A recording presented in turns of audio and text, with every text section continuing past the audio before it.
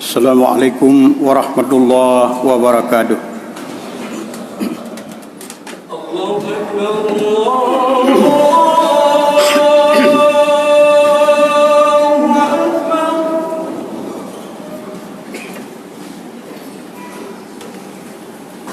Allah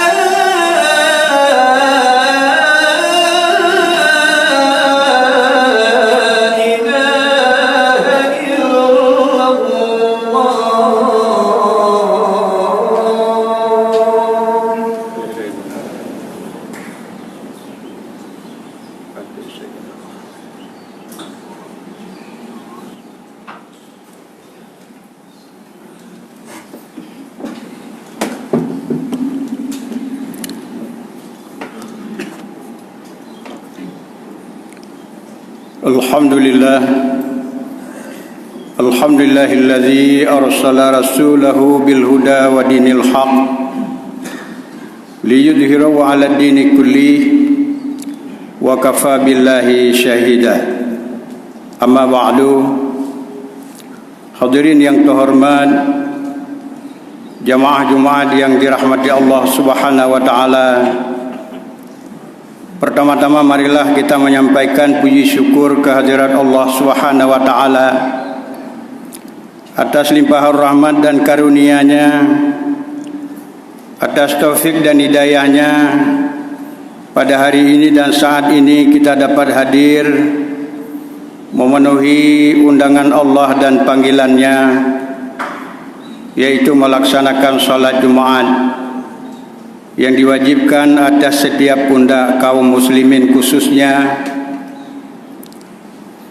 Salawat dan salam mari pula sama-sama kita hidang dan sanjungkan ke pangkuan Nabi besar Muhammad Rasulullah sallallahu alaihi wasallam, kepada keluarganya dan para sahabatnya, kepada para ulama mutaqaddimin, ulama mutaakhirin, serta ulama-ulama yang muktabar yang masih ada seorang dua di muka bumi Allah Subhanahu wa taala, dan tidak bosan-bosannya dan tidak henti-hentinya menyampaikan risalah Allah dari risalah Rasul untuk memberi penerangan kepada umat. Jamaah Jumat yang dirahmati Allah Subhanahu wa taala, 2 hari ke depan khususnya kita sebagai bangsa Indonesia merupakan suatu hari yang sangat bersejarah, yaitu ulang tahun atau memperingati ulang tahun kemerdekaan negara Republik Indonesia ke-75, yaitu jatuhnya pada hari Senin. Oleh karena itu sedikit perlu kita renungkan bahwa kemerdekaan Indonesia bukanlah sebuah hadiah dari Belanda atau hadiah dari Jepang atau hadiah dari Eropa, tetapi kemerdekaan Indonesia adalah merupakan berkat perjuangan yang sangat besar oleh pendahulu-pendahulu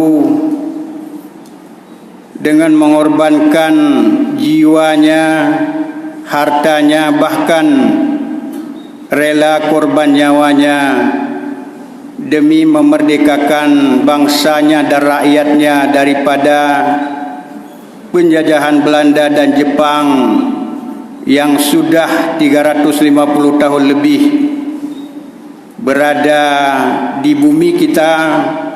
Adalah mereka mengorbankan seluruh hak-hak bangsa.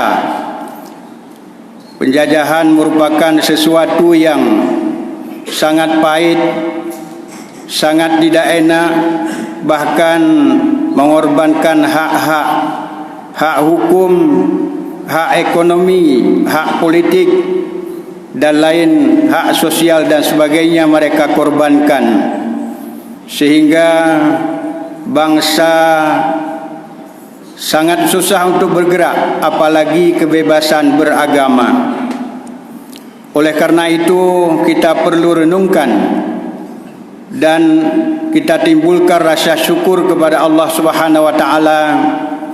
Di samping perjuangan dan doa para pendahulu adalah juga karunia Allah Subhanahu wa taala. Secara adat atau secara logika tidak mungkin bangsa Indonesia bisa merdeka daripada penjajahan yang sekian lama, yang sudah menduduki negara Indonesia 350 tahun, merupakan waktu yang sangat panjang. Dan yang kedua adalah modal daripada para pejuang-pejuang tidak memiliki kapal induk, tidak memiliki pesawat tempur, tidak memiliki senjata yang canggih, tetapi hanya dengan semangat persatuan dan kesatuan, dengan dengungan atau ucapan Allahu Akbar, Allahu Akbar, Allahu Akbar, mengharap bantuan daripada Allah dengan membawa senjata hanya bambu runcing. Dengan perjuangan tersebut, tepatnya tanggal 17 Agustus 1945, Indonesia menjadi merdeka. Kata-kata merdeka bukan gampang diucapkan, mempunyai risiko tinggi. Adalah akan mendapat risiko terutama daripada penjajah dan orang-orang yang berhaluan dengan penjajah. Untuk Indonesia ini sebahagian tidak menginginkan bahawa terbebas daripada penjajahan atau merasa aman bekerja sama dengan penjajahan. Oleh karena itu, yang dikedepankan adalah Tuhan. Harapannya dengan doa di mana-mana. Umat Islam berdoa mengharapkan kepada Allah Subhanahu wa taala agar Indonesia menjadi merdeka. Oleh karena itu, kita sebagai pelanjut perjuangan atau sebagai penyambung perjuangan, yang pertama sekali harus kita menjaga amanah daripada pendahulu atau hasrat keinginan daripada pendahulu yang telah mendahului kita. Bahkan sebahagian daripada kakek dan nenek moyang kita adalah beliau-beliau itu tidak melihat kemerdekaan Indonesia, tidak merasakan nikmat, tapi yang merasakan adalah kita. Tapi ketahuilah bahawa arwah-arwah para pahlawan tetap menyoroti orang-orang yang memegang atau yang melanjutkan perjuangan ini adalah yang mendapat amanah untuk menjaga bangsa dan rakyat ini, selalu tersoroti oleh roh-roh mereka itu. Kalau dilaksanakan sesuai dengan harapannya, tentunya roh-rohnya merasa senang. Tapi kalau tidak dilaksanakan atau terjadi penyimpangan daripada harapan-harapannya, ini adalah mendapat kutukan, bahkan sorotan adalah selalu disoroti akan generasi-generasi pelanjut. Apalagi di dalam mengisi kemerdekaan adalah penyalahgunaan wewenang, penyalahgunaan berkhianat terhadap amanah-amanah ini dengan berfoya-foya, dengan pesta pora maksiat di mana-mana, dengan mengeluarkan biaya yang besar untuk sesuatu yang tidak ada manfaat dan tidak berguna. Hadirin yang terhormat, jamaah Jumat yang berbahagia, ketahuilah bahawa ada sebuah hadis Rasulullah sallallahu alaihi wasallam pada saat Nabi terjadi atau menghadapi perang Badar kedua. Yang luar biasa, perang Badar kedua ini adalah di pihak kaum muslimin hanya berkekuatan 313 orang, tapi di pihak kaum musyrikin lawannya adalah ribuan dengan senjata lengkap. Tetapi Rasulullah sallallahu alaihi wasallam tetap menghadapi peperangan itu karena perintah Allah, dan banyak para sahabat-sahabat yang berbelok tidak mau ikut bersama Rasulullah. Tetapi Allah memberikan bantuan luar biasa. Di mata para pasukan adalah banyak sekali kaum muslimin, padahal Allah menurunkan para malaikat 12.000 orang dengan senjata di tangannya masing-masing panah. Maka pada saat itu terjadilah peperangan dimenangkan oleh kaum muslimin di lembah Badar. Pada saat itu Rasulullah membiarkan 3 hari bangkai-bangkai para kaum musyrikin sampai 3 hari tidak bisa diambil. Dibiarkan sampai 3 hari. Rasulullah bersama para sahabat-sahabat pada waktu itu adalah mengelilingi para pemuka-pemuka Quraisy, pemuka-pemuka kaum musyrikin, adalah diantaranya Ma'awiyah bin Khalaf, Abu Jahil bin Hisam, dan Utbah dan Rabi'ah. Pada waktu itu Rasulullah mengelilingi para bangkai-bangkai atau mayat-mayat kaum musyrikin pada waktu itu dengan mengucapkan suara yang sangat terang. Apa kata Rasul? Wahai musuh-musuh Allah, tidakkah sampai janji Allah kepada anda bahwa hari ini hari kekalahan bagi anda, dan hari ini adalah merupakan hari yang tidak beruntung bagi anda. Sesungguhnya demi Allah yang jiwaku berada di tangannya, kata Nabi, aku telah mendapat janji Allah atau menerima janji Allah yang dijanjikan kepada kaum muslimin bahwa hari ini merupakan hari kemenangan bagi kaum muslimin. Pada ketika itu para sahabat merasa terkejut karena Rasulullah berbicara dengan bangkai-bangkai. Umar bin Khattab selaku sahabat yang terdekat dengan Rasul langsung bertanya, "Ya Rasulullah, engkau berbicara dengan bangkai-bangkai yang tidak bernyawa. Apakah bangkai-bangkai itu mendengar?" Rasulullah menjawab, "Demi Tuhan yang jiwaku berada di tangannya, sesungguhnya bangkai-bangkai atau mayat-mayat ini sangat nyaring mendengar terhadap apa yang engkau ucapkan, yang tidak bisa mereka jawab. Oleh karena itu, satu dalil bahwa keyakinan daripada mazhab Asy-Syafi'i, orang yang sudah meninggal dilakukan tilkin mayat. Tilkin artinya mengingatkan mayat yang sudah mati dalam kubur. Yang kita ingatkan pasti dia dengar. Apa dalilnya? Dalil yang hadis yang sangat sahih. Dengan hadis ini adalah hadis qauliyah dan fi'liyah Rasulullah.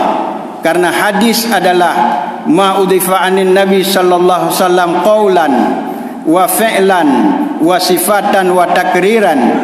Yang dikatakan hadis adalah ucapan Nabi, perbuatan Nabi, sifat Nabi, dan diamnya Nabi. Itu adalah hadis. Kalau ditemukan perawinya terus menerus atau sanadnya tidak terputus, ini dianggap hadis sahih. Apalagi perbuatan ini diucapkan oleh Rasul dan dilakukan dengan perbuatannya.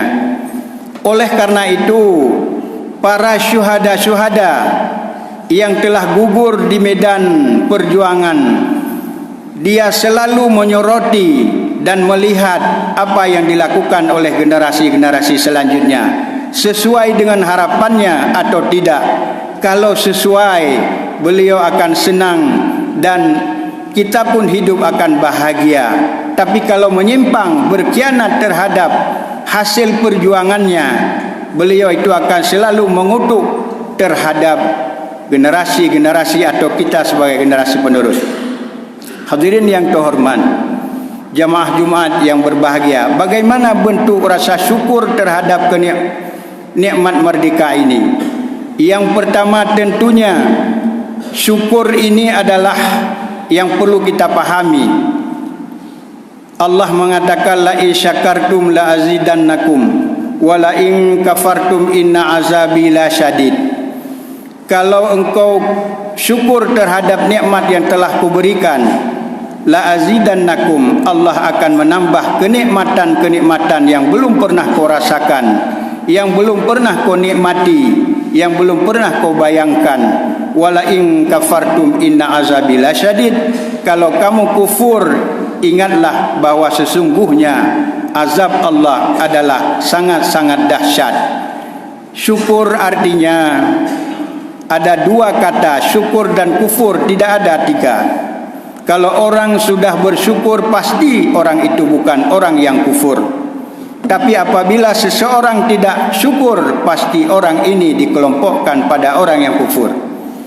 Syukur adalah menempatkan atau meletakkan sesuatu nikmat Allah, pemberian Allah pada tempat yang diridai oleh Allah Subhanahu wa taala. Segala pemberian Allah, segala nikmat yang berada di sisi kita, baik nikmat kehidupan, nikmat anggota yang ada, nikmat-nikmat lain, kita tempatkan pada tempat ridha Allah. Ini adalah orang yang syukur kepada nikmat Allah. apabila penyalahgunaan terhadap nikmat yang diberikan oleh Allah ini dianggap golongan orang-orang yang kufur terhadap nikmat Allah. Kalau golongan yang kufur, tunggulah azab Allah sangat-sangat dahsyat. Hadirin yang terhormat, bahkan Allah Subhanahu wa taala juga memesankan dalam surat Al-A'raf 96, walau anna ahlal qura amanu wattaqau la fatahna alaihim barakatim minas sama'i wal ardh walakin kazzabu fa akhaznahum bima kanu yaksibun. Kata Allah Subhanahu wa taala, seandainya penduduk suatu negeri beriman dan bertakwa kepada Allah Subhanahu wa taala, artinya beriman dan bertakwa kepada Allah, Allah akan menurunkan keberkahan dari langit. Barakatim minas sama, Allah membuka rahmat dan nikmat dari langit, dan juga menumbuhkan, mengeluarkan nikmat dan rahmat dari bumi. Walakin kazzabu, apabila mereka mendustakan atau mereka kufur, inna azabi lasyadid, tunggu saja azab Allah adalah sangat-sangat dahsyat. Oleh karena itu hadirin kaum muslimin, jamaah Jumat yang berbahagia, yang pertama kita mengingatkan diri kita masing-masing. Marilah kita menjadi orang yang bersyukur atas segala nikmat Allah, atas segala pemberian Allah. Apalagi mengisi kemerdekaan ini, jangan sampai menjadi orang-orang yang berkufur. Yang kedua, kita sampaikan kepada generasi-generasi penerus, sehingga jangan menyalahgunakan daripada kenikmatan yang Allah berikan, baik nikmat merdeka maupun nikmat-nikmat lain, jangan salah menggunakan. Kenapa? Karena hadis Rasulullah sallallahu alaihi wasallam menyebutkan, man sanna sunatan hasanatan, barang siapa melakukan suatu sunnah, suatu program yang baik, fa alaihi wizruha, kepada mereka itu mendapat pahala, wa wizruha ma amila biha ila yaumil qiyamah, dan juga akan ditambah pahala orang-orang yang memanfaatkan media atau tempat tersebut sambung menyambung atau terus menerus sampai hari kiamat. Wa man sanna sunatan sayyi'atan falahu wizruha wa wizruha ma amila biha ila yaumil qiyamah, barang siapa menciptakan sesuatu tempat, suatu media, suatu artinya perbuatan yang jahat atau yang tidak baik, fa alaihi wizruha, kepadanya akan mendapat dosa, wa wizruha ma amila biha ila yaumil qiyamah, dan akan ditambah dosa-dosa orang yang menggunakan tempat tersebut sampai hari kiamat.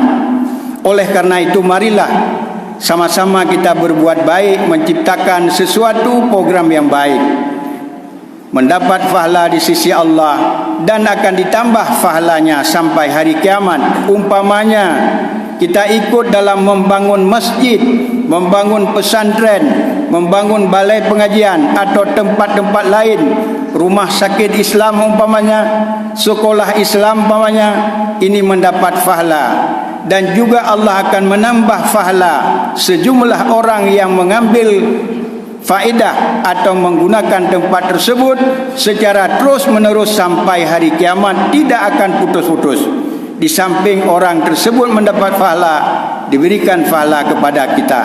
Sebaliknya, kalau kita adalah melakukan atau mencetuskan suatu ide dan program yang tidak baik, mendapat dosa dari Allah dan ditambah dosa-dosa orang lain, yang jutaan manusia menggunakan tempat itu sampai hari kiamat.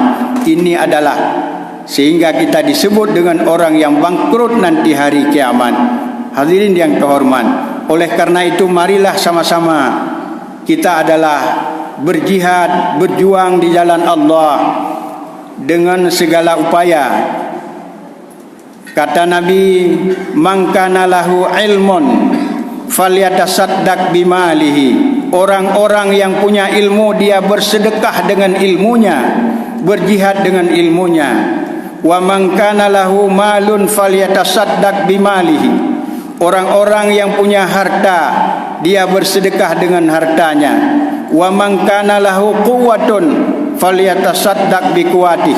Orang-orang yang tidak punya ilmu, tidak punya harta, dia punya tenaga, dia bersedekah dengan tenaganya. Tidak ada alasan orang tidak ada kesempatan berbuat baik kecuali tidak mau. Oleh karena itu, marilah momentum daripada menyongsong hari kemerdekaan, marilah kita menjadi orang yang bersyukur atas nikmat Allah yang maha besar yang Allah karuniakan kepada bangsa Indonesia, kepada kita. Mudah-mudahan kita paling tidak kita selalu berdoa, ya Allah, ampunilah dosa-dosa para pejuang-pejuang dahulu, luaskan kuburnya, tempatkan rohnya di surga Jannatun Na'im. Paling kurang selalu kita berdoa kepada mereka yang telah berjasa kepada bangsa ini. Amin ya rabbal alamin. Alhamdulillah, alhamdulillahilladzi arsala rasulahu bil huda wa dinil haq liyudhhirahu 'ala dini kulli wa kafa billahi syahida. Asyhadu an la ilaha illallah wahdahu la syarikalah wa asyhadu anna sayyidana wa nabiyyana wa habibana Muhammadan abduhu wa rasuluh la nabiyya ba'da. Allahumma salli ala sayyidina Muhammad wa ala alihi wa sahbihi ajma'in. Amma ba'du, fa ya ibadallah, ittaqullaha haqqa tuqatih wa la tamutunna illa wa antum muslimun. Wa qala ta'ala fi kitabihil karim wa biqaulihi yahtadil muhtadun. A'udzu billahi minasy syaithanir rajim. Bismillahirrahmanirrahim. Wal 'asri innal insana lafi khusrin illa alladzina amanu wa 'amilus shalihat wa tawassaw bil haqq wa tawassaw bis sabr. Barakallahu li wa lakum fil Qur'anil azim wa nafa'ni wa iyyakum bima fihi minal ayati wa zikril hakim wa taqabbala minni wa minkum tilawatahu innahu huwal ghafurur rahim.